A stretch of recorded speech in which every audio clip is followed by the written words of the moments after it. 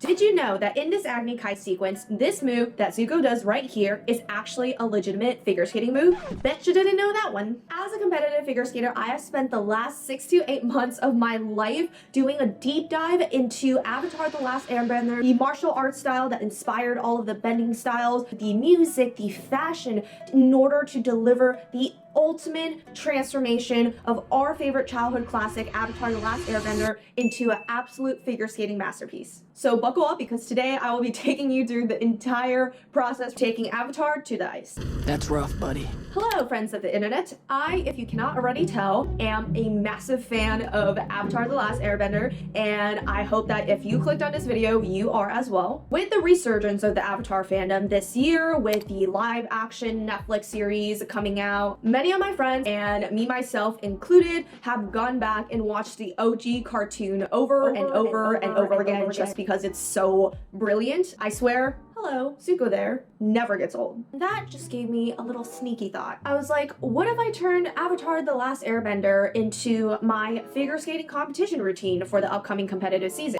Let me provide some context and introduce myself. If you're new here, hi, hello, welcome to the channel. My name is Kathy, and I'm a 26-year-old competitive figure skater, hence why I'm doing this video, living and training in New York City. You can also find me on Instagram, where I post more skating updates and other fun tidbits as well. This all happened because I was listening to the Avatar soundtrack. I was just like hitting that stuff on repeat over and over. Don't even get me started. Every time Leaves on the Vine comes on, I'm just like literally sobbing, like tears streaming down my face, like someone is just magically waterbending tears out of my eyes. The creators really took time to make the Avatar world a mix of inspirations from Southeast Asian culture, East Asian culture, indigenous people culture. So I thought it would be a really awesome and insane challenge to take the inspiration and the art forms and the martial arts styles from Avatar the Last Airbender and see if I can transition that to another art form, figure skating. Let me give you a quick 30-second crash course. Trust me, this part will be quick. The 4 bending styles in Avatar are inspired by traditional Chinese martial arts forms. Waterbending is inspired by Tai Chi, which is a gentle and low impact form of martial arts. It's often even called meditation in motion because its aim is to concentrate and focus on regulating and controlling the body's chi. Whenever you see Katara in action, her movements are very flowy, kind of get this push and pull effect or this Tui and La effect.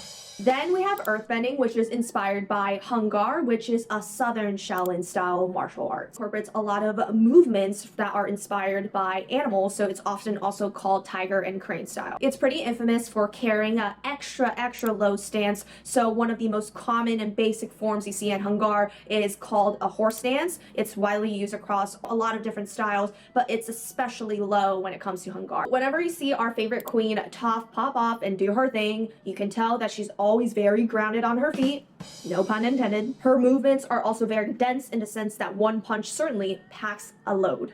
And I, for certain, would not want to be on the receiving end of that. Firebending is inspired by Northern Shaolin Kung Fu. It's a style that features a lot of extended stances like drop stance and dragon stance. Puts a lot more focus on acrobatics than its Southern Shaolin counterparts. Emphasizes long-range techniques, quick retreats, and advances. You see Zuko and Azula battle it out. They're usually never super close to each other. They're actually pretty far apart. Their sequences often include a lot more leg work, a lot of acrobatic tricks, and a lot more aerials. And lastly, airbending is inspired by Ba Gua Zhang, which literally translates to 8 trigram palm. Not that that has any meaning to the average Joe. It is a form of martial arts that's deeply rooted in Buddhism and Taoism. You can see in the show that Aang and all of his ancestors are basically monks. This style is heavily grounded in circular movements. So whenever you see Aang airbend in the show, you can see that he's often circling around his opponents to avoid or confuse his opponents rather than striking them directly.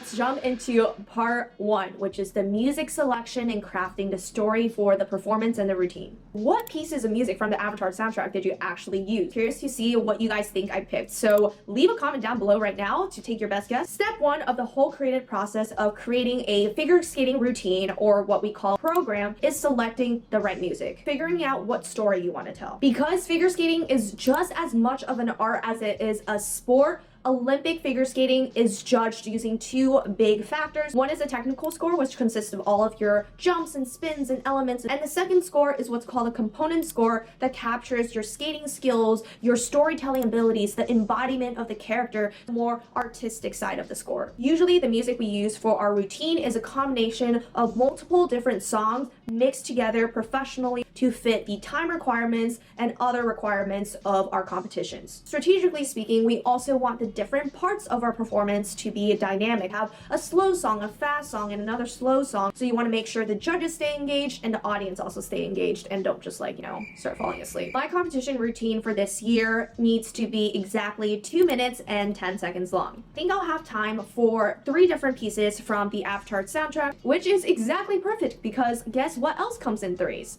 The Avatar series. And after playing around with various cuts and mixing together different songs, I have nailed down the 3 pieces I want to skate to. After I reveal them, leave it in the comments down below if you feel like I have made the right choices or if you might have chosen a different song.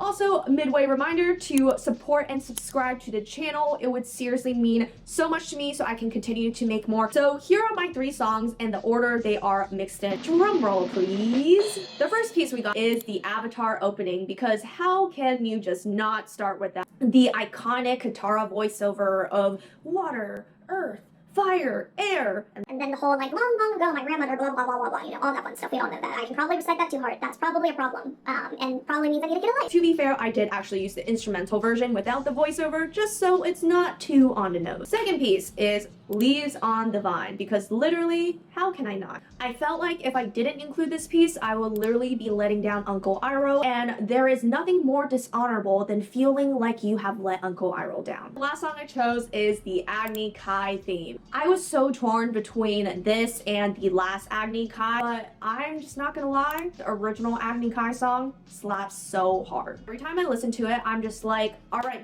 let's go run a marathon, let's go. I was so deeply committed into this whole music discovery. I actually went to a live orchestral concert of Avatar the Last Airbender. I went with a good group of my friends. The experience was freaking magical. It was so awesome to hear the pieces come to life with a live orchestra. It added so many dimensions of my understanding of the music that I can then take to my choreographer and then take that onto the ice to kind of further my understanding of the emotions behind every single note of the music. So what character did you actually decide to pick to embody in your routine? None other than our favorite bad good guy, Zuko. Hello, Zuko here. I am literally dedicating like 6 to 8 months of my life to this project, but the one thing I will not go as far as is shave my head and get an arrow tattoo. Trust me, y'all, you don't want to see that, and neither do I. There's no way I'm gonna be the Avatar. Just don't know if I can channel the energy of like a 12-year-old boy. But also somehow my brain was like, yeah, moody, angsty, teenage 16-year-old boy, sign me up. First part with the Avatar theme song kind of sets the stage of what story I'm gonna tell, also embodies book 1 Zuko. That music is very kind of intense, very strong, when he's still kind of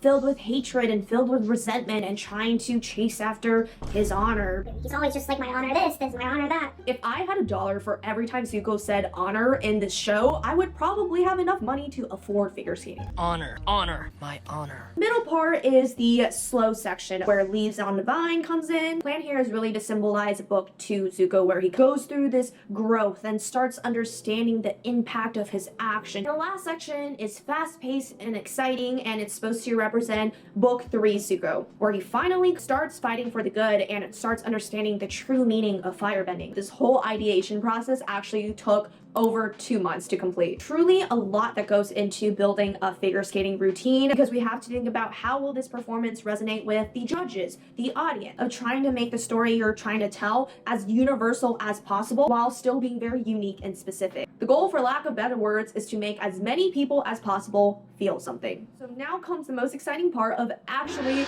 creating choreography on the ice to the Avatar music. It is now September of 2024. I will be working with my choreographer, Caitlin Weaver, who was a former Olympian and world medalist. Prior to even starting anything on the ice, I did hours and hours of research into the different movements from the martial arts that kind of backed the creation of Avatar. So the first stage of creating new choreography on ice is what my choreographer would call shopping. This is where we listen to the music and play with different movements or tricks that embody the music and see if they feel natural to our body. How it all fits in and connect will come later down the line. Open, pull, top, and very nice. Oh, beautiful. Nice. Very nice. This move in skating is called a spread eagle, but I am trying a bent variation of it that fits the music better. As you can see, I'm not very good at this and my hips just don't like opening that way, but alas, we do it for the art.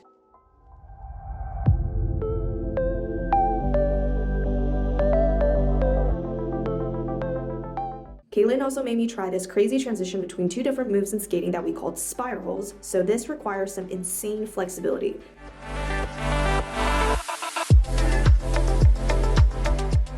It starts with a backward grab of the blade and transitions into a upright wide position where I try to pull my leg all the way up to my face. I would screen record a lot of videos, whether it's actual martial arts sequences or fight scenes from the show, and then slow them down and break them down with my choreographer.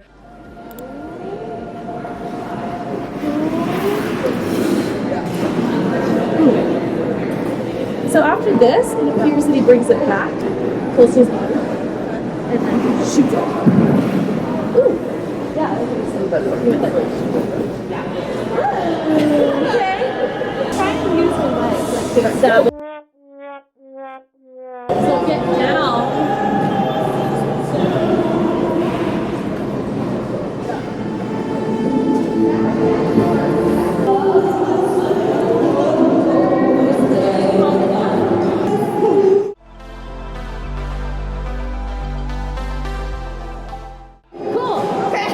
I like that. Again. 1, 2, and hop, and pooey. Good. 1, 2, hop, turn, and 1, 2, hop, turn. Not bad. Not bad, future Kathy.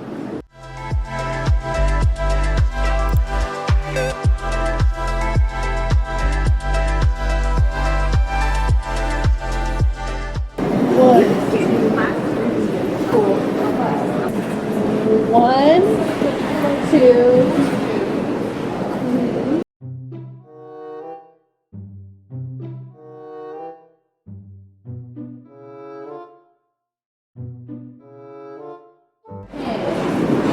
One, two, three, four.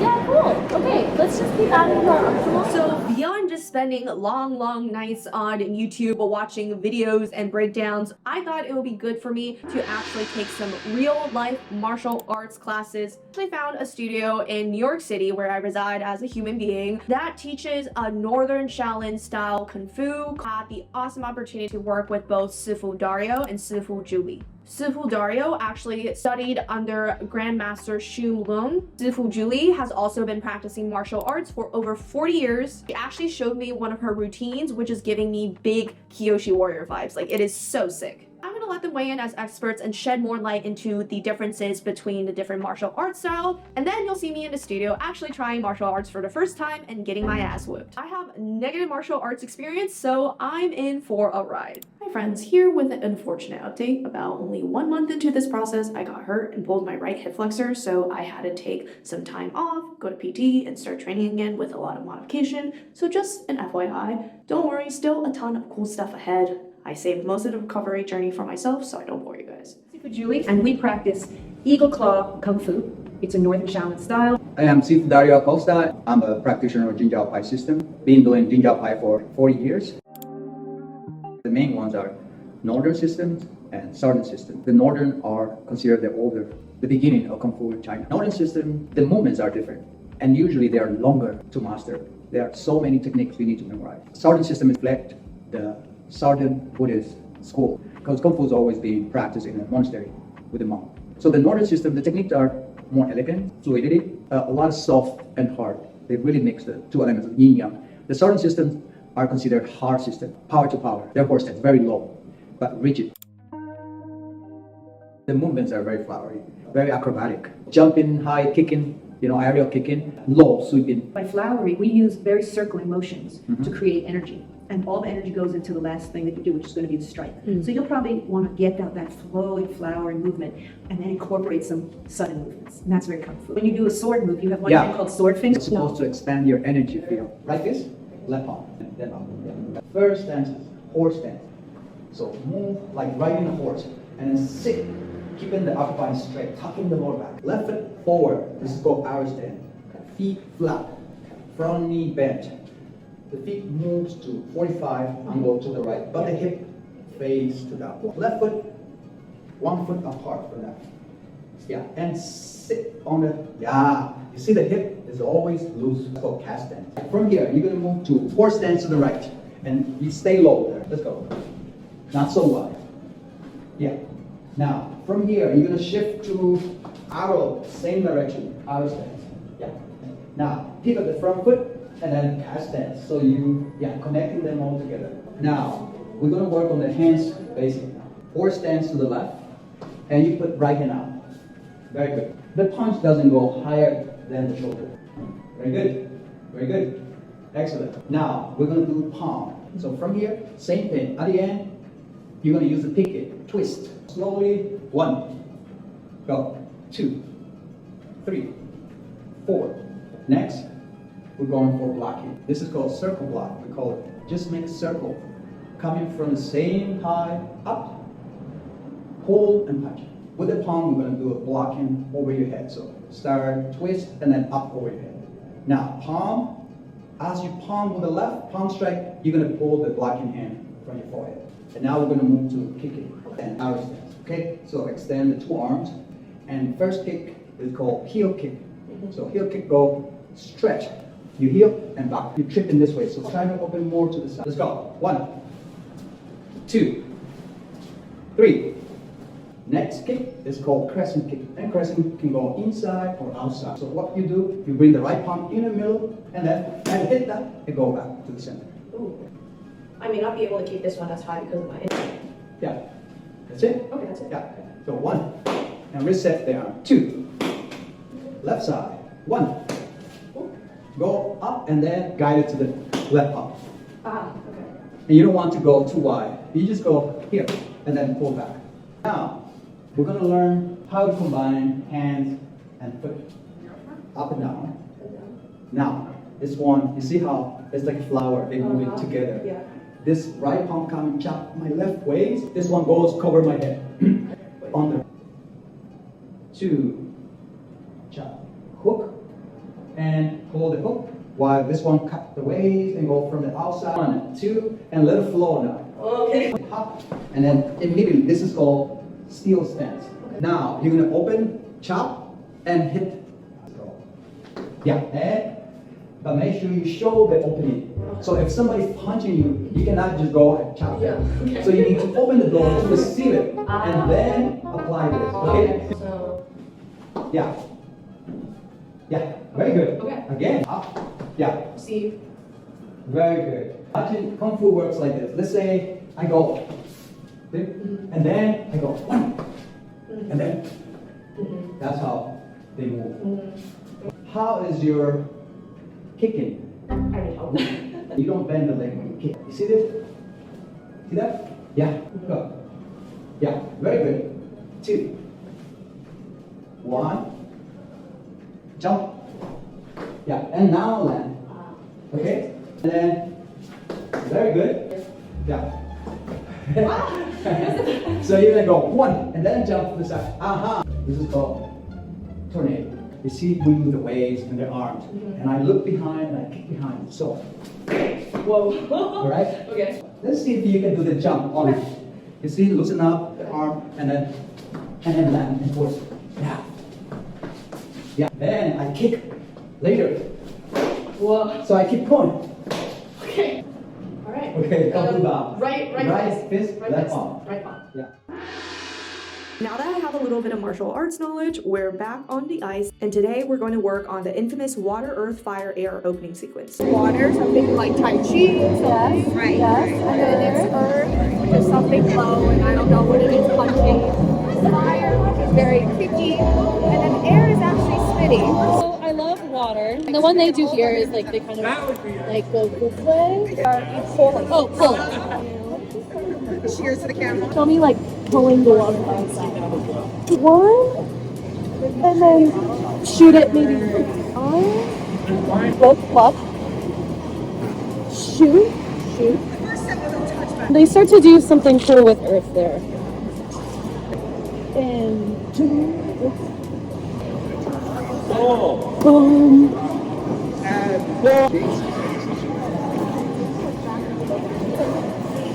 You're going up first.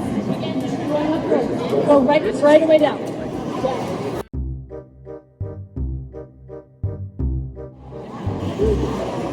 Okay. One. Okay, second side. Two. This is better, but have a little more like.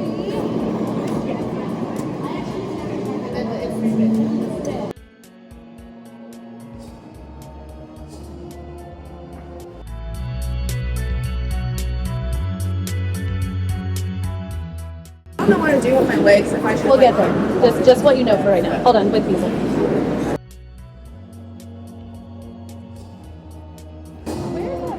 Listen, right here. Just listen. Yes. Because the second is already earth. So water is the first one.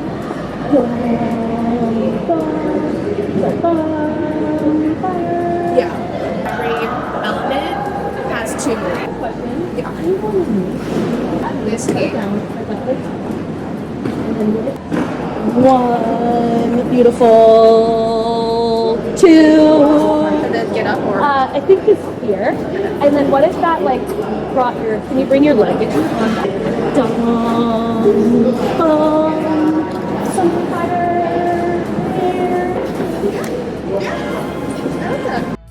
A skating routine is always ever evolving throughout our season. We always find more details to make every second slightly better. I don't know how you get out of that. Beautiful! So it's like you take the water, you hit it, pull. I feel like there's some tension in my oblique. And then you can go boom, boom. Yes, beautiful, push, go faster. I mean, to me, like, Fire is very like acrobatic. You pull apart and then you chop down the waist. so a version of that could be something like that. With the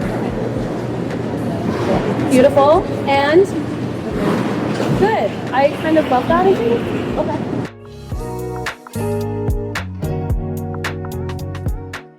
I'm kind of spinning. oh, so bring it closer.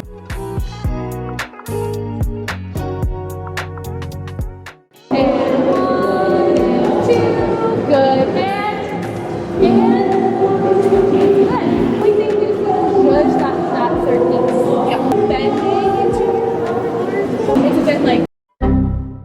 And a one, and two, and three, and four. I think that's our answer. It's seamless and really nice. Okay. As much as skaters practice and train on the ice, we put in equal amounts of effort on dry land to make ourselves as successful as possible. Typically for me, after I get choreography, I go back home, I do my homework, I examine the videos of me doing the stuff, and I take all of the pointers and notes that my choreographer has given me and see and practice them on land as well. In the rink, we don't have mirrors, so it's really hard to see what you're doing. So what really helps for me is I would practice those movements on land. Obviously, there are certain restrictions because you can't have all the physical mechanisms of being able to like turn on the ice, but you can kind of mimic and simulate it, which is what I do. And when you're in the gym, you have a mirror and you can see what you're actually doing and start building that mind-body connection and awareness. Here I'm just drilling 2 different sets of kind of fight sequence movements that my choreographer has given me. There's no promise that these will actually make it into the program, but it's more so to start getting those martial arts movements inside of me. This is a completely new challenge for my body to get used to certain movements. So in addition, I decided to self-learn some other movements that can start getting my body more used to it. So I actually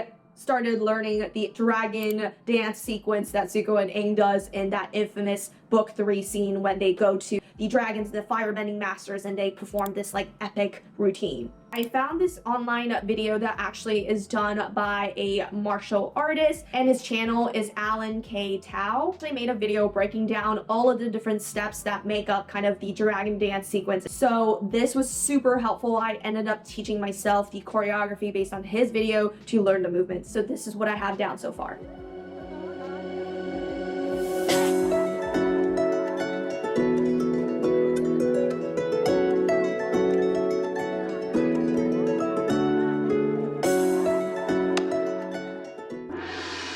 We're in the final stretch of choreographing this thing. We're working on the choreographic sequence at the end of my routine where the music switches to the Agni Kai theme. I'm seeing today if I can put some of the dragon dance choreo I learned onto ice. How are you? Hard? Yeah. It's easier on the toe than the flat boot. Show me this. Show me that first part. The moves look interesting, but the hard part now is making it work and move on the ice. Boom. I'm telling you, this pull up and give me the arms. Boom, down. Technically, yeah. And then I think like something like this whole process is so difficult because it's not just putting cool or creative moves on the ice, but it's also fitting it in into the constraints of the sport aspect of skating and hitting all the timing and technical requirements. What's the next one? Like, yes. Boom, boom. And then big lunge. So like that. Yes. Bring it around. Beautiful. I want you to do that turn. Wherever that arm goes. There. Yes. And then push back this way. Oh. In. In. Good. Good. Good. Yes. I know this is a lot. I'm going to give you one more note. Don't let it go off into the sunset. You can't have you over there. Bring the roundy thing, since you don't have a lot of speed yet, rotate that around the circle.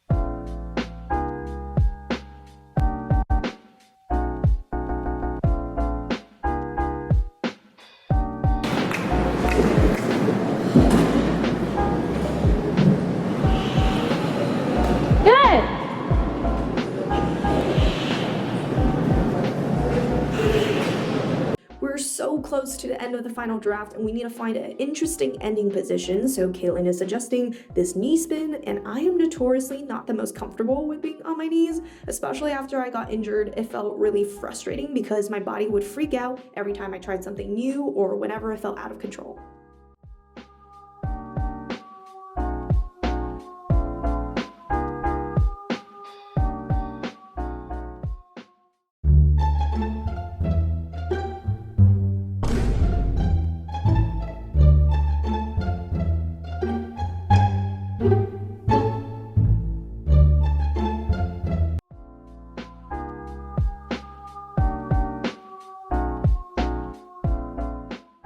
Did you see that? That was so good.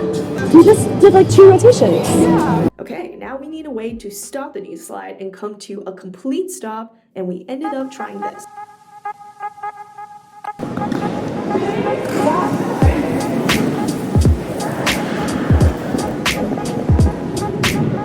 Something like that. Okay. Okay. Good. I want to go back to the music, see if we have time for all of that.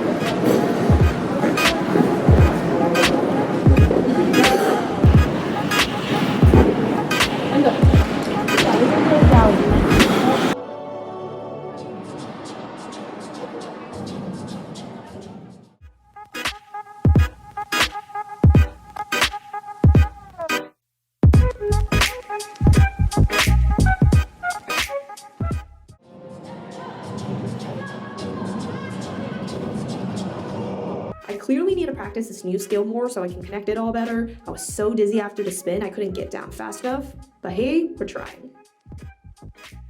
After many, many more months of finding details, I am in season now, and Caitlin is adding some final details and touches before sending me off to competition.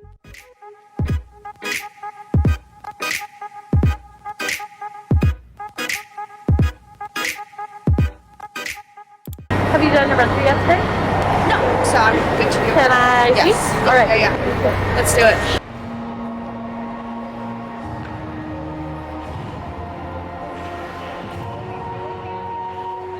You go here, boom, boom, boom.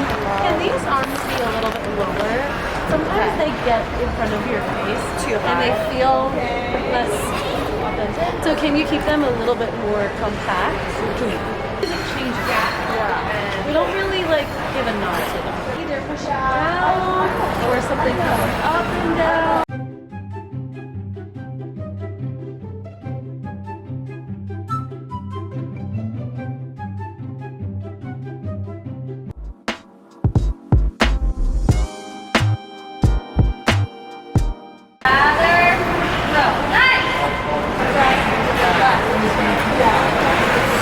Part of where this is used. Okay.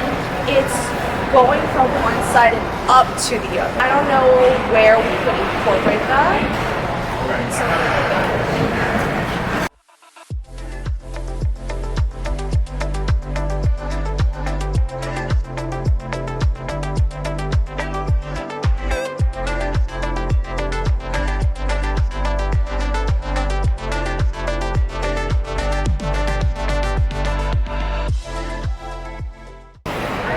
Shopped around with like we want to exit of the bracket to like move the water like to the side. Yeah, we did. Yes, I didn't see it in the water. We worked on it. We never confirmed it. Oh, and we didn't confirm it. Yeah. That's why. Oh, perhaps I should figure this out before you. Let's try it.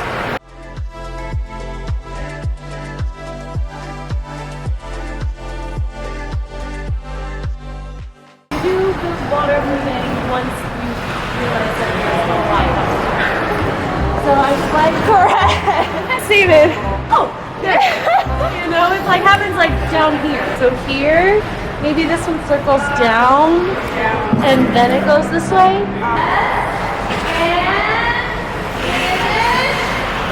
And that doesn't have to be any slower. But it finishes. Everything has somewhere to go to and somewhere it's coming from. Okay, so now that my program is pretty much finished, next thing on my list is costume and fashion. The costumes in figure skating truly play so much into your abilities to tell the right story and convey the emotions from the music. Figure skating costumes are notoriously known for being incredibly expensive and extremely difficult to make. You literally have to design and create for both fashion and maximize function. It has to be able to allow you to do all the crazy shit that we do in skating, like jumps and spins, all while looking like this couture runway piece that is dazzling and sparkling and a million rhinestones, all done by hand. I have a very particular vision for my costume this year, which means I would probably have to go down the custom route, which is incredibly expensive. I actually have interest in learning about how Olympic figure skating costumes are actually made. I actually made a documentary on my channel last year featuring the amazing Matthew Carone, who essentially is a figure skating dress designer and dance dress designer that a lot of the dresses that you see on TV on the Olympics. So I'll link that in the description down below if you want to check that out. But this year I had an invasive thought in my brain. I was like, what if I learned how to make my own dress? To preface this, I have no background in dressmaking, sewing, or anything relevant to costume making. You and I are in for a journey. When I designed this, I had this vision. It's going to be inspired by the classic Zuko fit that we see Zuko wear for most of the series. Actually, while doing my research into the world of Avatar fashion, I actually learned that Zuko actually had the highest number of outfit changes throughout the course of the entire series. Other low-key is an undercover fashionista and he doesn't even know about it. You know, that Fire Nation money really do be popping off. Yay, capitalism in cartoons. The fashion in Avatar is also extremely well done and extremely well researched and rich in many, many cultures. I don't think any one nation is inspired by any one culture or country in the real world. There is not much official documentation from this, but from extensive research of digging into the history of fashion from many cultures and watching many videos. And do know that this research was done by a resident non-history, non-fashion expert. The clothing from the Fire Nation in the show seems to be heavily based on Japanese/Chinese military wear, as well as the Chinese Hanfu style clothing. The look of all the pointed shoulder situation going on for all of the Fire Nation characters seems to be heavily inspired by Thai armor and traditional Cambodian dancewear. The pointed shoulders also carry some influence from Burmese court clothing. With that said, this is the vision of how I'm gonna Zukify a figure skating dress and essentially just gender bend Zuko. I'm gonna show here a really high level summary or else this video will be eons long. Not that it's already not eons long, but comment down below if you're interested in seeing a video that documents the entire process of making this dress from scratch. The whole process took about 7 months, so fun times. I started off by sketching what I had in mind. Many tweaks were made to this design later.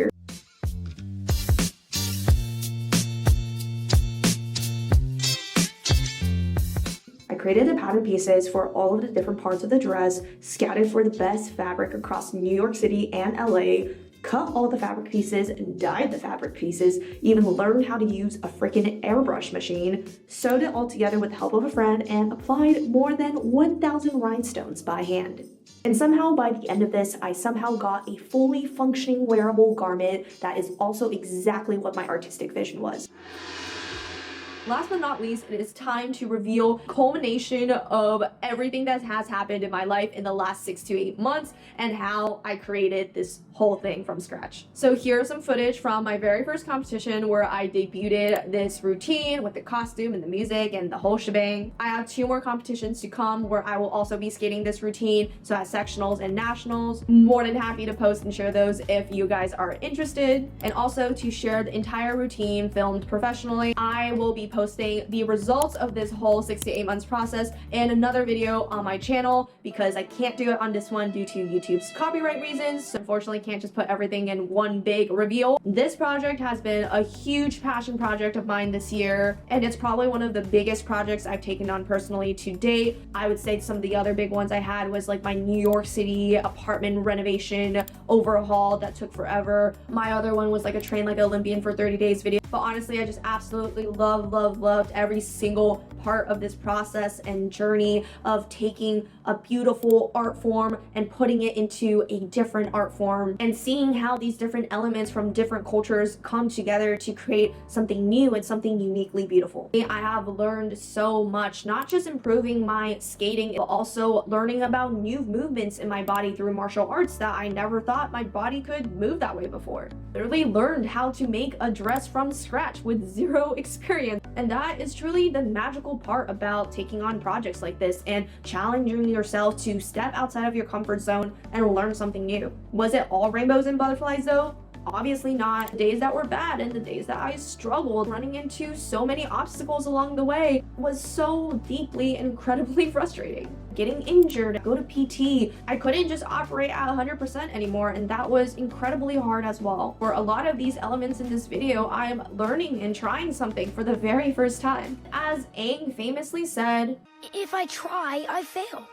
But if I don't try, I'm never gonna get it." If you're sitting here watching this right now, go out there, go try something new and challenge yourself. You owe it to yourself to keep growing as a person. If you are still watching this and made it to the end, God bless your attention span in our crazy era of TikTok brain. If you like more videos like this, please like, comment, and subscribe. It really helps me out a lot. It really keeps the lights on for this channel so I can make more cool deep dive transformation videos for you guys. Leave me a comment down below as well on what you would like to see from me next, because your next idea may just be the next video I make. New videos drop here on this channel every Saturday at 9:30 a.m. ET, so stay subscribed so you don't miss anything. Despite all the roadblocks, all the bad days, I have found so much purpose and fulfillment in just creating this project and being able to share something I love with you all. Till next time, take care and don't drink too much cactus juice. All right, bye. For your honey, sickly sweet, keeps me coming, got me